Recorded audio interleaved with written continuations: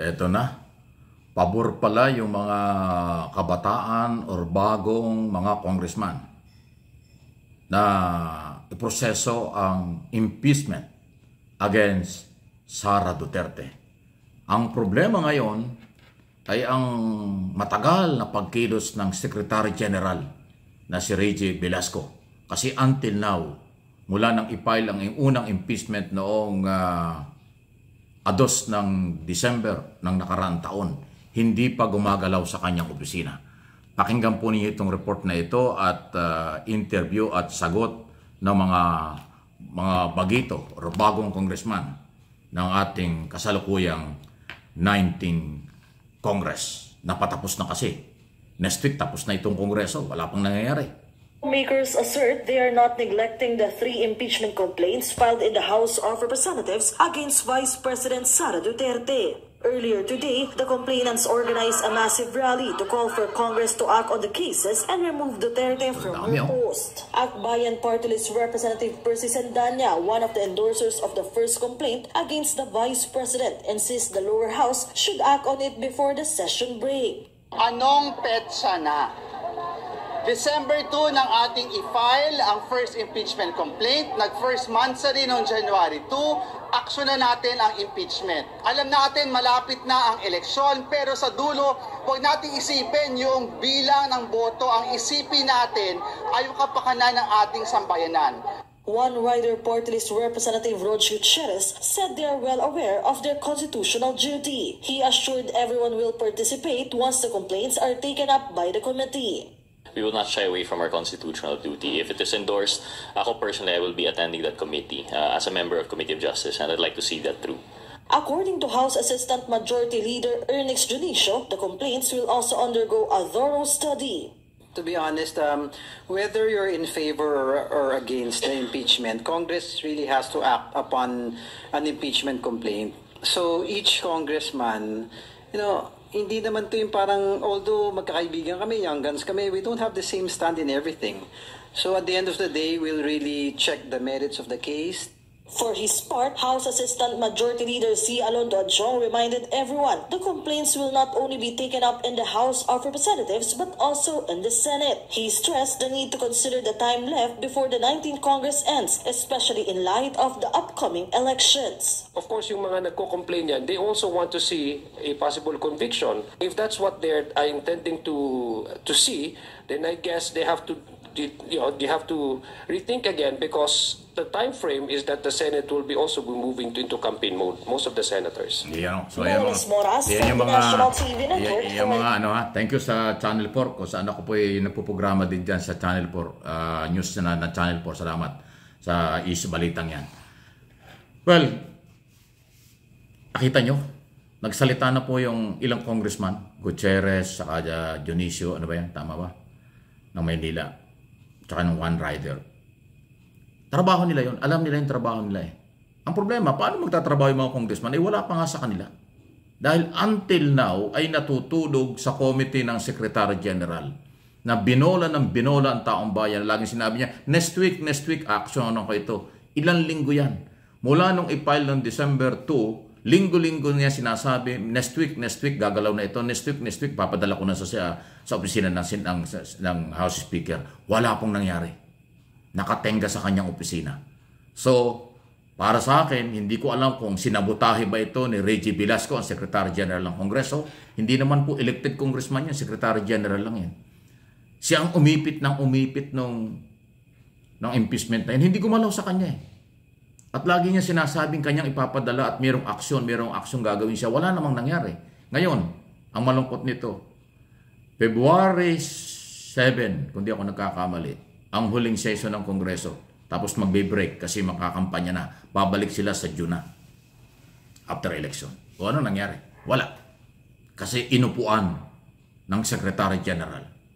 Dapat ang inuusig dito ng taong bayan, lalo ng mga complainant na civil society, at saka po ang marginalized sector, yung mga abogado at mga taong simbahan na nag-file ng impeachment against Sara Duterte ay itong si Reggie Velasco, Secretary General ng Kongreso.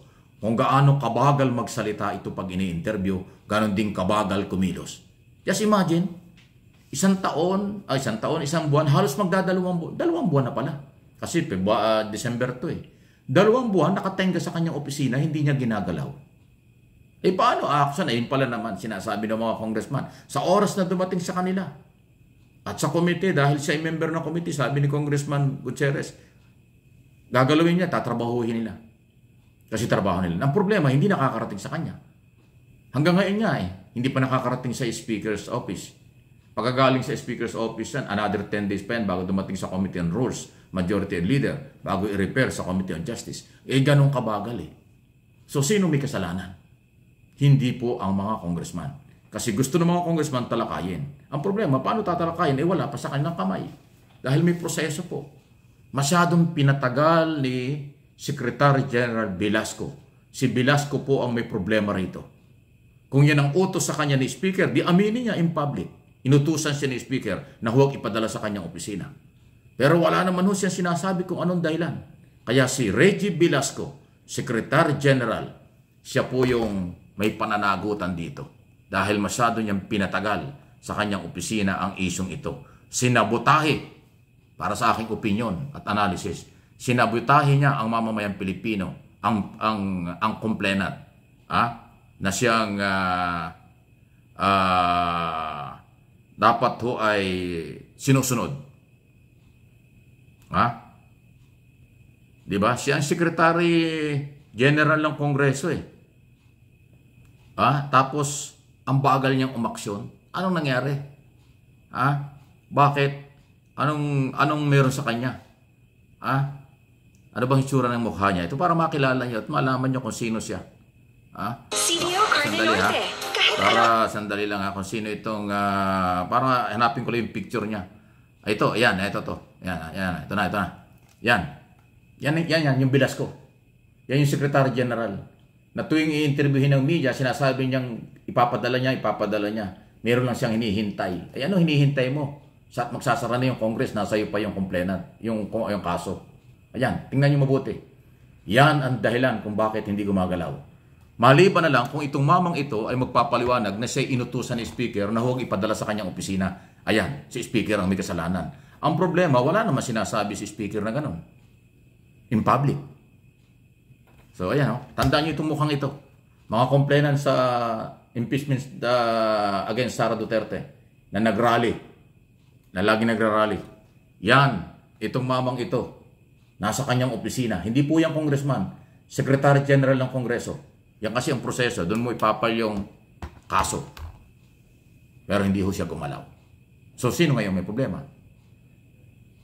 Hindi yung mga congressman na gusto niyang gawin ang kailang trabaho dahil alam nila kung anong kailang sinumpaan tungkulin. Dahil inuulit ko ng araw pa, may mandate under 1987 Constitution. Ang bawat congressman, kailang asikasuhin ang impeachment.